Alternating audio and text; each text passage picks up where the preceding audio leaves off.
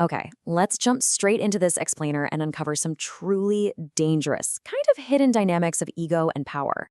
Today, we're dissecting Law 1 from the famous 48 Laws of Power: never outshine the master. Now, I know it sounds like a totally straightforward piece of advice, right? But as we're going to see from the historical sources we're exploring today, navigating the insecurities of the people above you is an incredibly delicate art. Misjudge it, and the consequences can be absolutely catastrophic. Master it, though, and you can secure your rise to the very top. We've got a highly structured masterclass for you today. Our agenda is going to cover 5 crucial stages. 1. The core judgment. 2. The fatal transgression.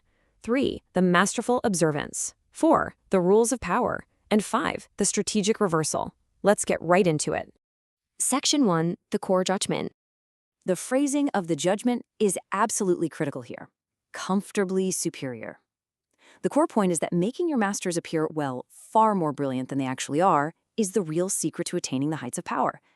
It's a deadly yet super common misperception to believe that by displaying your unique gifts and talents, you're somehow winning the boss's affection. In reality, in your desire to please and impress them, going just a bit too far and showing off your talents might accomplish the exact opposite. It stirs up their fear, and worse, their insecurity. Section 2. The fatal transgression.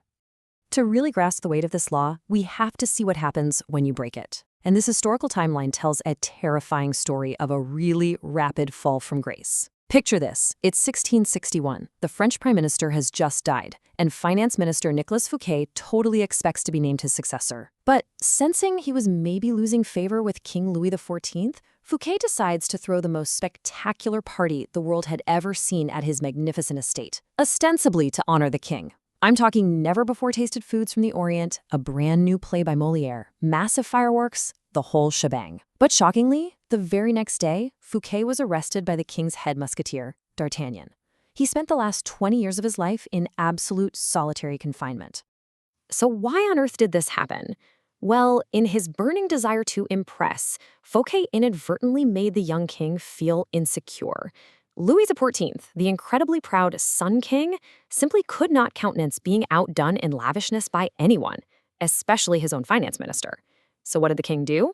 He replaced the sparkling, charismatic Fouquet with Jean-Baptiste Colbert, a guy literally famous for throwing incredibly dull parties.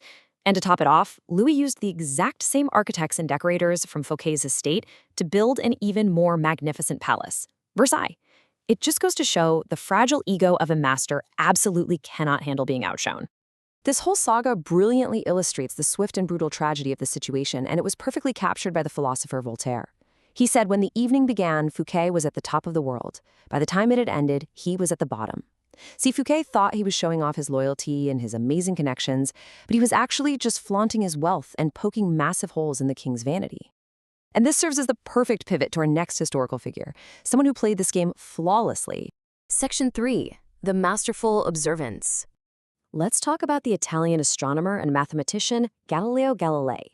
Now, back in the early 1600s, Galileo lived a pretty precarious life, basically begging for patronage.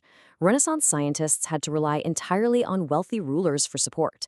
They'd often gift these rulers inventions like compasses, only to receive random gifts in return, instead of the steady cash they desperately needed. But Galileo hit on a radically new strategy in 1610 when he discovered the moons of Jupiter. He completely flipped his approach to dealing with his masters, the insanely powerful Medici family. Instead of dividing his discovery among various patrons or just treating it as a standard scientific milestone, Galileo turned it into a massive cosmic event designed to honor the Medici's greatness.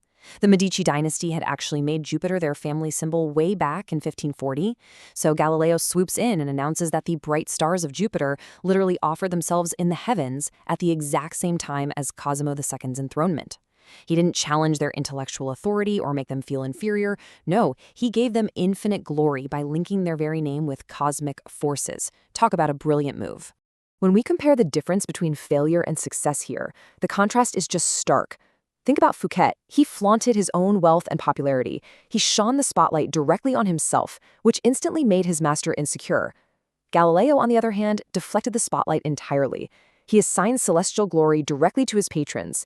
He didn't just avoid outshining the master. He literally made the master outshine all others by aligning them with the stars. The result? Fouquet dies in a dreary mountain prison, while Cosimo II makes Galileo his official court philosopher and mathematician, complete with a full salary for life. Section 4. The Rules of Power. Please do not fool yourself into thinking that life has changed all that much since the days of Louis XIV and the Medicis. People in power still have incredibly fragile egos. So, there are two specific rules we need to realize here, warning us that our everyday behaviors can easily become deadly liabilities. Rule 1 warns that you can inadvertently outshine a master simply by being your natural charming self if your master happens to be monstrously insecure. And Rule 2 is a stern reminder: never imagine that just because the master loves you right now, you can somehow take your status for granted.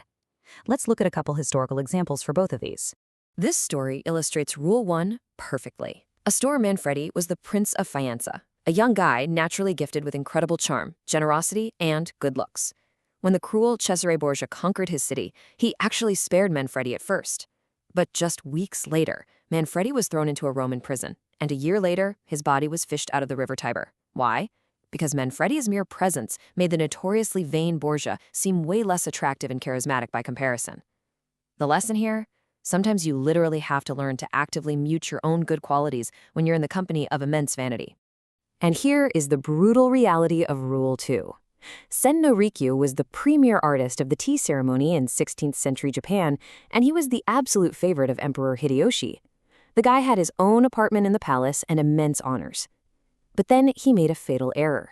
He had a wooden statue of himself made, wearing sandals, which was a huge sign of nobility, and placed it in the most important temple inside the palace gates. He basically forgot that his position depended entirely on the emperor. Hideyoshi saw this as an unforgivable miscalculation of importance, and Rikyu was forced to take his own life. The takeaway is simple: never let favors go to your head. So, how do we actually navigate this minefield in real life? To turn this law to your advantage, you can use the discreet flattery tactics outlined in these 3 steps.